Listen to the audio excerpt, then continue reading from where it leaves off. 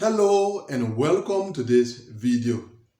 A lot of you are expecting to be interviewed in the diversity visa program in the coming weeks and months.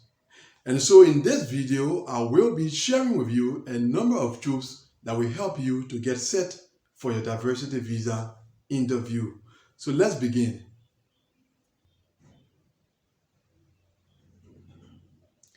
Welcome back to this discussion.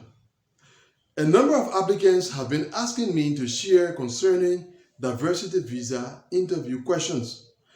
And so that is something I'm going to talk about in this video. But I think at the beginning, some of you will be surprised by my response. Surprised because what I'm going to say is not what you are used to hearing out there. As diversity visa applicants, you usually hear discussions concerning a possible list of diversity visa interview questions. And some of you go in search of such a list to review the questions that are on it in order to prepare for your diversity visa interview. But today I'm informing you that you do not need to study a list of possible diversity visa interview questions to get prepared for your diversity visa interview. And that is why I said that at the beginning, my response is going to surprise some of you. But reason with me for a moment. Let us say you are a single applicant. You entered the diversity visa lottery, single, you got selected, you filled out your DS-260, remaining single, and you attend your diversity visa interview single. Do you think that it is possible for the consular officer to ask you when you got married? Or take another example. Someone who included on their DS-260 that their highest level of education is high school level. Do you think that the consular officer will ask such a person for the name of the university that they attended? Unfortunately, diversity visa applicants go about studying a list of possible diversity visa interview questions, whereas from the point of view of the consular officer, there is no established list of questions to be asked at diversity visa interviews. Each consular officer asks the question that he or she decides to ask. But what is interesting is that all of the questions they ask are in the context of the case that is before them. The questions that are on that list may have been compiled from previous diversity visa interviews. But the question is, do they apply to your case? And the answer in most cases is no. The probability of you being asked the same questions that you see on the list of possible diversity visa interview questions is very close to zero. So in essence, it is a waste of your precious time studying so many questions for an interview that will take less than 5 minutes, 2 to 3 minutes in most cases. Some of you may not believe this, but when you return from your diversity visa interview, you will return to this channel and testify that you were actually disappointed. Disappointed not because you were not issued your visa. You will be issued your visa, but you will still be disappointed because you had your mind on strange questions, whereas the questions that will be asked you will concern only your case and no one else's case. Diversity visa interviews should not be approached like academic examinations. Academic examinations have syllables.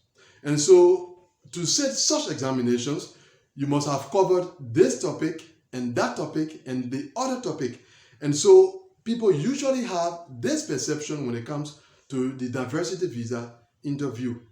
But they are not the same. At diversity visa interviews, the questions are asked in a specific context, and that context is your case. That is why I said studying a list of possible diversity visa interview questions is actually a waste of your precious time. The questions on that list may not necessarily apply to your case. So that is one thing you should be aware of as you prepare for your diversity visa interview. Let me share with you a little experience from one of the cases that I worked with. It was a lady who got selected in the diversity visa lottery and gave birth around the time the results were published. At her diversity visa interview, she was asked, "Why are you not immigrating along with the child's father?" And her response was, "Because we are not married." Now, you tell me, could a list of possible diversity visa interview questions allow that lady to correctly answer that question? The answer is no. She answered the question because she was in control of her case. Now, let me review something to you. Even before you step up to the counter, the decision of the consular officer is already leaning in one direction, and is leaning in that direction not because of any other reason, but because of the case that is before them. We refer to it as a case, your case, but it is actually your story. You were born at this time, in this location, you have lived in these places, you attended these schools, you possibly attended this university, you work in this location, you are now immigrating to the United States, you expect to be hosted by this person, and these are your future plans. So it's actually your life story. So as I was saying, even before you step up to the counter, your story will allow the consular officer's decision to lean in one direction. If your story is straightforward, that is, there is nothing suspicious about your story, everything is clear enough, the decision will already be leaning in the direction of issuance. So you appearing to answer diversity visa interview questions is actually to confirm what the story is saying and establish the issuance of your diversity visa. The same applies to someone whose story has a problem. Even before the person walks to the counter, the decision of the consular officer is already leaning towards refusal.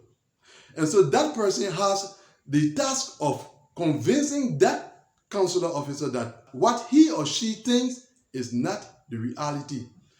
And so if you do not do a good job to convince the consular officer, their decision will finally fall in the direction that it was already leaning to, that is refusal. So this is the general perception of the diversity visa interview that you are supposed to have as a diversity visa applicant. That is why I usually say to those who are entering the diversity visa lottery to enter the lottery truthfully. Because once you do and you maintain that approach throughout your diversity visa process, at your diversity visa interview, issuance is almost guaranteed. There's actually nothing to be afraid of at diversity visa interviews. Once your case or your story is intact, you can be sure your diversity visa is close to guaranteed. Now, at this point, I guess some of you may be asking, so how do we prepare to answer diversity visa interview questions? And so I'm going to answer that question in 3 points. The first point is master your case or your story. Master your case. Master your story. If you are alone, that is a single applicant, obviously you will know everything that concerns you. When you were born, where you have lived, the schools you attended, possibly the university where you have worked, who's going to be your host upon your arrival in the United States, what your plans are, things like those. If you are married, in addition to what concerns you, you should also be up to date with what concerns your spouse, your relationship, your marriage, and in case you have children, the children are also included. But it doesn't just stop at the family level. You should know about your host, for example, your plans when you arrive in the United States. So it's actually your story from the point of view of the past, the present, and the future. Be in control, master them. A while ago, when I mentioned children, something came to my mind, and it is another reason why studying a list of possible diversity visa interview questions is unnecessary. For those of you who have children, do you know that at your diversity visa interview, your children could be the ones interviewed instead of you, the parents? There have been cases where the child was taken aside and asked, for example, who is that man? And the child said, that is my uncle, but my father told me to come along with him here.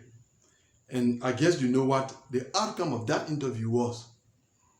This is just to provide some of you who have children an additional reason why you should not spend your time studying a list of diversity visa interview questions.